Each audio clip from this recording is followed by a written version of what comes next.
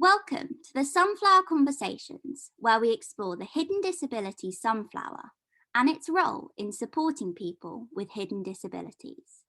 Welcome to the Sunflower Conversations. My name is Chantal, and today I have the pleasure of welcoming Murray Goulder back to the Sunflower Conversations.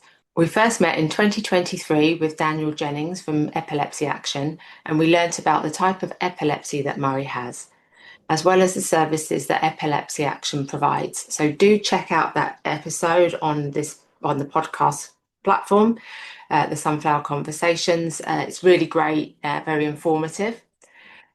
Today, the conversation is about personal independent payment, PIP, what it is, who is eligible, and how it supports disabled people. So Murray is joining us to talk from a perspective of his lived experience of, using PIP and the benefits that it provides to him. So welcome, Murray. How are you? I'm fine, thanks, Chantal. Thanks for having me back. I'm very well. And first of all, we're going to give a visual description, Murray, so that anybody listening to this is able to kind of get an idea of what we both look like. So I'll go first. I am a woman. I am in my midlife and I have got brown skin. I've got long brown curly hair, and I'm wearing clear framed glasses. I have makeup on. I've got a very multicolored sleeveless blouse on, and I have an earring in my nose and in my ears. So Murray, over to you. I identify as he. I am white. I'm 45 years old. My hair is slowly greying, silvering. I'm like a badger. I'm just wearing a t-shirt, and I have an implant with a device on the right-hand side of my head. Thank you, Murray. And Murray is also wearing his green sunflower lanyard with the yellow sunflowers on it. So let's get started. So what type of epilepsy do you have, and what symptoms do you experience? I started to have seizures about 30 years ago. I experienced absent seizures. I've had a few tonic-clonics, but with the absent seizures, I can lose control of my autonomy for anything from 20 seconds to 2 minutes. And yeah, the build up to it, if I get any sort of build up at all, I just get a rising sensation from my stomach right up to my throat. It's very, very quick. It's not nice. And then what happens in terms of the symptoms when you're having your seizure? So I've been told that I can continue to walk if I'm already walking. So if I'm going to work, I can continue to cross roads. I sometimes can dribble. I can drawl. I can mumble, fidget. And yeah, that's about it. There's been an instance where I've almost choked in my sleep. Right. And I remember that when we met before, you said that you've been worried about sort of having a seizure and walking onto the train tracks or crossing the road, because there's no awareness from as far as you are in your body. You're unaware of what's happening around you. Absolutely. From outside, some people would think potentially you're even drunk, and I've been accused of that before. Which must be awful. Yeah, wearing my lanyards and stuff like that, especially my sunflower one, I wear the bands as well. It's the only thing you can do, now that I've got a device on my head, it might give an indicator, yet a lot of people think it's a hearing aid. It's given some interesting conversations. So what exactly is PIP, personal independent payment? And under the current rules, who is eligible for it? So first of all, what is personal independent payment? Please explain. Right. PIP is there to assist people who have conditions that affect their mobility, or it affects the condition if it affects their daily activities. So if I keep it, example for me, mobility is an issue because of the seizures whilst I walk. they ask you a question like, can you walk over 200 meters? Yes, I can, but I've walked further during a seizure. So it does affect me getting around. We no longer have a car in our household. So that, I need help with transport and safe transport for me. So sometimes it can be, if I'm going to my workplace, direct via a taxi. And people will say, oh, that's expensive, but it's the safest way for me to travel A to B. The daily living component is things like, do you need help with washing? Do you need help with cooking? Do you need help with getting dressed? There's lots of different areas within that. Taking medication's another one, and my example for that would be my memory. I've actually accidentally overdosed or missed medications, so I do need help with that, but that's more memory impacted. That's But serious. that's basically it. There's two parts to it. Yeah, that's really serious, isn't it? We spoke to Lydia, who is a journalist, on the podcast, Yeah. and she was talking about PIP, and I think she has somebody. I think, I don't know if this is related to PIP or access to work, but she has somebody who comes to meetings with her, and so even if she has to have calls to PIP people, she has somebody who will be with her to help her with the communication element Sure. of that. So Mhm. there are different ways, aren't there, that Yeah. that it can help. So how much of a lifeline is PIP for you? For me personally, it's I do need it. I require it. Um, a lot of the talk at the moment is about trying to get people back to work, and the rhetoric I think is wrong, because it's anything now between 53 and 60% of people with conditions do work. So for me, um, the mobility element goes towards my travel, but actually doesn't even cover it, doesn't touch it. So I also use the daily living part to pay towards medications that aren't prescribed. Side effects from my own epilepsy can be severe headaches. I take preventative medication that is prescribed, but if you have anything else, you just have to take ibuprofen, any other type of over-the-counter painkiller, and it's expensive. Epilepsy is an expensive condition, so if I lost it, I'd probably be looking for £500 to £700 a month just for having epilepsy. That's just so cruel. I don't Yeah, think, unless you are living with a health condition, yeah, disability, and having to access medication, I don't think many of us appreciate the financial cost associated with the prescription and yeah, all of that, because mhm, there would be an assumption that if you have a lifelong yeah, condition, or even if it's temporary, if that is significantly affecting your life or it's going to keep you alive, mm. you would assume that that would be something that everybody would have access to. Yeah. I You're in think, that catch like I s 22 situation where you are employed, but if you had to spend that amount of money on your medication, then you wouldn't be able to work, would you? No, that's exactly the point that I've thrown over, is that if they take this away from people, then you're going to actually stop a lot of those people from working, or at least as much as they are. I mean, I'm a full-time worker, and I have been since I was a teenager. But I've never only claimed for about the last 12 years because I had no idea what it was. I didn't Mm. even know. So I'm not someone who's just claimed and claimed and claimed. And I think they look at the wrong people. And there's also about 20% of people out there without conditions that could work. I would say it's a better thing to try and let's get 100% of people working without a condition first, and then work on the rest. So, yeah, And so you didn't know about it until the last sort of decade. no, What no. what what is the process of applying for it like?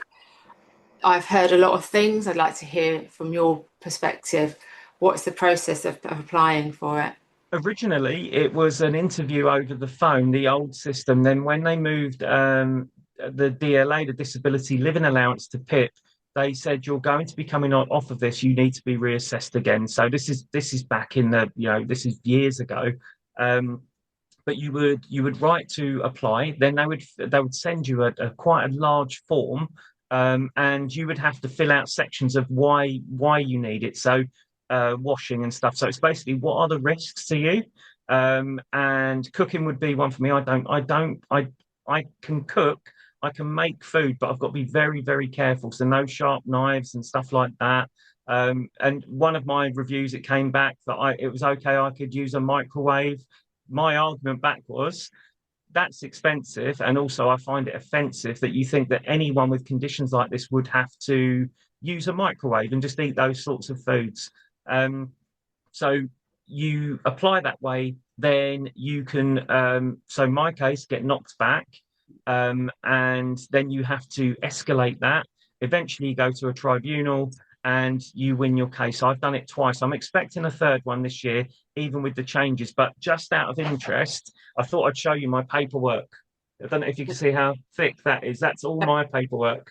Murray's holding up a ring binder, the likes I haven't seen since I was at college, and it's very thick and it is rammed full of paper.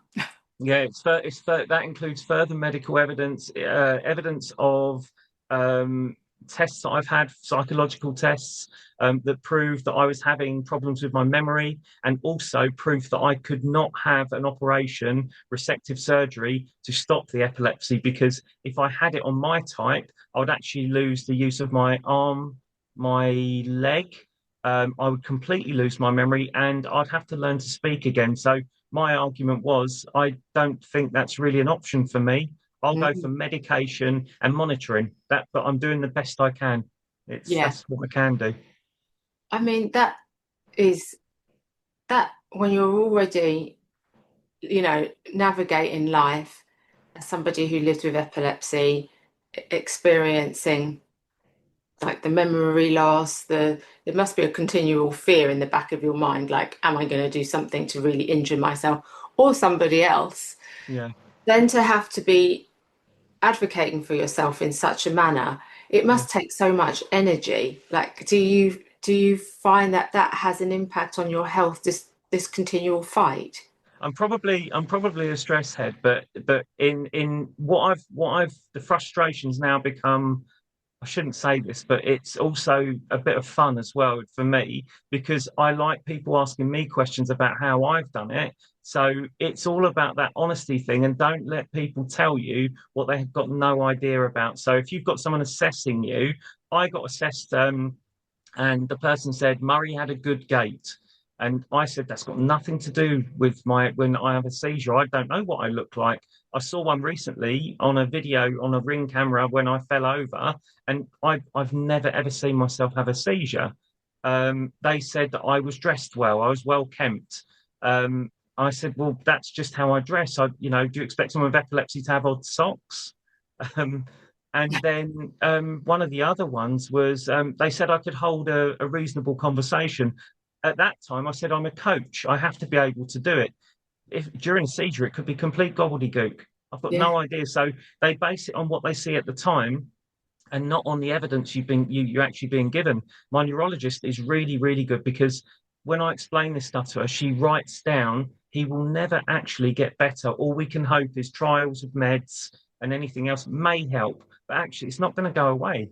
So, you would just think though, wouldn't you? I don't know. In my mind, it's like you have a diagnosis of epilepsy. That's the diagnosis. I mean, all of this interrogation just seems totally over the top. When it's confirmed as well, when you've got an actual, like you say, proper diagnosis, I think where they've lost control, and this is the DWP, I'm not blaming people, is they're taking words off of GPs and fit notes, like sickness notes, and they've got out of control with how they hand things out. So they just need to rein that back in. If you're someone in a wheelchair, or you've got diagnosed other issues, hearing and stuff like that, where you do need this help, you've got a diagnosis. I think they've lost control of what's not diagnosed, and it's how they assess you. So they assess me on things like physicality, and if you've got mental health, neurological disorders and physical disorders, they throw it all into one assessment, and a lot of those questions aren't applicable to me. So I've said my idea is, why don't you make 3 different types or more if you need to, and try and keep it specific to the person, not even the condition. So I think the person everyone is an individual, and that's very Yeah, much we learn on this podcast, is that yeah, I could speak to somebody else with epilepsy tomorrow and their yeah, experiences will be different to yours. absolutely. And so person-centered does seem to be a sensible option. I was just wanted to go back to when you said about that you get support with your travel so that you can get to work safely. Yeah, You said it doesn't cover the full cost of that. So there are no, caps, are there, on all anything that you are awarded? yeah. There's a cap. It's not like, right, I now have a private chauffeur and I can travel everywhere all the time by It's this. I would say travel wise, just for work, that cost me £20 a day in total. So I'll be spending upwards of three twenty to £400 a month for work. And it depends where I need to go. Then you've got to think about your own travel, anything that I can use trains and stuff safely. I have to tell the guards and the well-being officers about that but all of that costs because you've got your personal life as well. Like I say, we no longer have a car because my wife got diagnosed with leukemia last year and she's not going to be able to drive again because she can't see. So so where you could help towards paying for fuel and stuff, it's going to be more expensive now because neither of you has a way to get around. Yeah. Um, and my workplace, by the way, the reason I use taxis, it's on a very, very busy industrial estate next to Gatwick Airport. If I walked there, it'd take me about an hour, but I couldn't trust what would happen. Yeah, I mean that's basically like the motorway, isn't it? Yeah, yeah. It's very, very busy down that way. You are listening to the Sunflower Conversations with Chantal. To learn more about the sunflower, visit our website. Details are in the show notes. Do you think that there is a misconception among the public about what PIP is actually for? I think in terms of disabled people and the way they talk about benefits, I'd even change the word benefit to assistance. I believe that they've lumped everyone in. When I talk to people about it and they say, well, why do you need it and stuff like that? You can walk. Um, I think people think that benefits is basically scrounging, and that's that there will be people out there who are taking the rise and taking advantage of it, and I can tell you who. But that's what they really need to look at. They need to break it down into the types of people that are claiming these things, and then I would expect mental health and the things that you hear in the news at the moment, especially with youngsters and stuff. It has spiked. They really need to then look into why is it like this? Why is this happening? But yeah, I believe that everyone, if someone hears that you're receiving PIP, that you'll know better than someone who isn't working. They immediately jump to you're not working, so Yeah, you're not working. I had that from an MP when I was at Parliament, and I was talking about PIP there, and he immediately went to, so you can't work then. I said I absolutely do work. I probably do more hours than some of the people in this room. yes, So you probably do. It's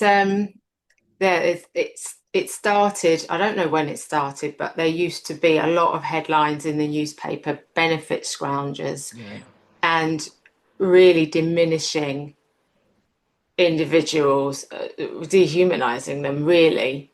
yeah, This is somebody who's actually down on their luck, needing some assistance to live, to yeah, literally buy the basics, yeah, and where we are dehumanizing them. Sadly, there are people that take advantage in every walk of life. yes, yeah, Unfortunately, that's just a fact. That's just what happens. But as you said, you are a living, breathing example of somebody who wants to work. It has a supportive employer, so mm, it's just right. How can I get there safely, and how can I also live a life, and do yeah, things which actually bring me joy, etc. So, and I think I was just going back to what I was going to say before. You mentioned about mental health, and I was talking about the fact that you've got a supportive employer.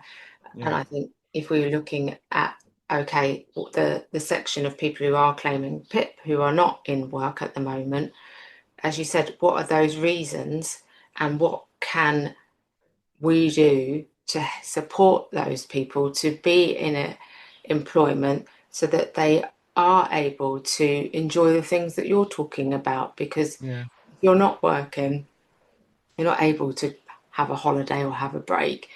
Those benefit payments don't allow you to do that. No.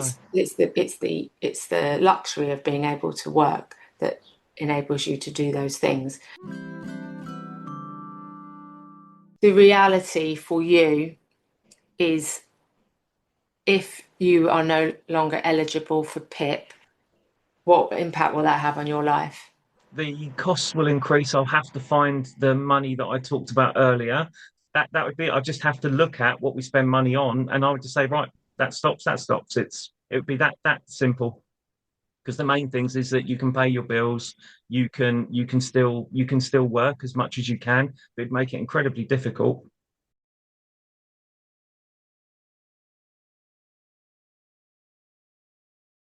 It took me 14 months the last time to go through, get all my paperwork. I wrote up almost 200 pages of evidence myself to challenge back, and the DWP didn't even turn up to court on the day, and the judge put it in my favour.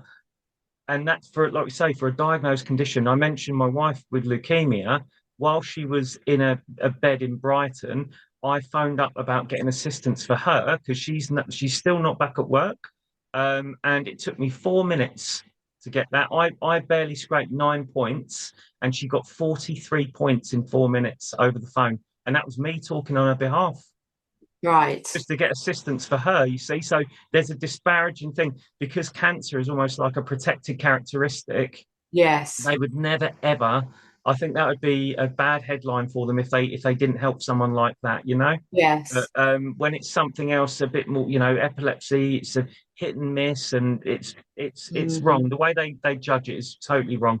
So 200 pages of evidence. Yeah. I don't think I would be able to do that. And there'll I be a just use I use my medical evidence as a story. They yes. said there's no proof on an assessment that he's got memory problems. I said I've already supplied it. It says that I have. So yeah, they did lots of tests on me to prove that as well. Even almost doing what we would class as children's games and trying to remember stories. I couldn't do it. I actually Mhm. couldn't. I felt silly, but the Yes. doctors were doing it to make sure that if I was going to have an operation, what would it do to him afterwards? Thank goodness they did, and you didn't proceed with the operation. Yeah, yeah. So you're wearing your sunflower lanyard. Why do you wear it? It's become part of my routine now. In a way, that shows that I've got a hidden condition, but I like people to actually ask you if you need any help. Even if I don't, they can, if they look at you and say, and you do get people say, doesn't look like there's anything wrong with you. But a lot of the time I end up having better conversations. I try to promote it to people. I have a friend who has a condition, and that they have problems with their workplace. And I said, why don't you talk about the condition that you have? And they felt that it was a bit of a stigma to have to wear something. I said, it really isn't. And it really, really can help you. So mine, I wear a few different things. So the lanyard, definitely, because people identify that, they relate to it, but also things where they would, if I had an accident because of my condition, they wouldn't do the wrong first aid on me. Yeah. Some people might think you're having a heart attack, so I have little identifiers and things to say that it's definitely epilepsy as well, Yes. because they could do more damage trying to help you. Yeah. So do you wear it whenever you go out? Yes, and I also at the same time I wear the band, and I was involved with the team at the O2 to really kick off what they're doing there with it, with sort of promoting it now. So the O2 Arena have really, really sort of got going with things like that, and yeah, it all works well. It all ties in. So They, wherever I can, I tell people to wear one. yeah. At the O2 in London, they you can, when you arrive, you can actually go and request a sort That's of a right. sensory bag, can't you, with ear Yeah, defenders, etc. that's right. And So they just got their platinum award as well. The only first venue in the UK to get it. So yeah, we had our last meeting last Friday. And yeah, people You from do all that, different backgrounds of disability. It's brilliant. and you do that on a voluntary basis, don't Yeah, you? yeah. If anybody's listening to this, take the sunflower to your organisation. We have training and resources that sit behind the sunflower. So everyone at the O2 has been briefed about what the sunflower is, what non-visible disabilities are, how to interact with sunflower wearers. And we have webinars. There's all lots of things that sit behind this very simple and unique symbol. It's so much more than just the sunflower. But it's it is a way to be seen if you want to be seen, and you can choose when you wear it and where you wear it. And as Murray has explained, it can bring huge benefits to the wearer in terms of access and confidence to go out and just do normal daily activities. It makes places like airports a lot easier to go through as well. So I noticed when I was last there a couple of years ago, people come straight up to you, ask if you need any help. I used to always hate the X-ray section because it was so hectic and busy. They took me through a side section. I was done within a minute, 2 minutes. Guided me all the way through, nice and easy. That is superb. It's Mm. superb, and it's airport travel is very can be very draining and overwhelming. Mhm. So it's great that the sunflower is your perfect travel companion, I say. Yeah, it is. So thanks for spending the time with us today to tell us a little bit what PIP is and how PIP is of a support to you and the process. We do have another organisation who are sunflower members, and they're called PIP, but it's PIPP, and they support people who are having trouble with to apply for it, because I think I saw a statistic that it was something like, I don't know, 50% or something of initial applications are rejected. True. So if you don't have the toolkit, I would say, like Murray has, to be able to fight these things and get all the evidence together, and it's all completely overwhelming, and you're having chronic pain or anxiety or whatever it might be, this organisation, they're lawyers, and they all have lived experience of disability, so they can support disabled claimants with the process to have a successful outcome with PIP. Because as Murray has explained, it sounds to me like it is a real fight, and you've really got to be up for that fight. Murray, thank you so much for your Pleasure. time, and please give our best wishes to your wife, and we hope that she's able to continue to improve, and you guys are able to get to a concert at some point in the Thank not you too very distant much. future. If you are concerned about any of the subjects discussed in the podcast, please follow up and seek support from your healthcare practitioner.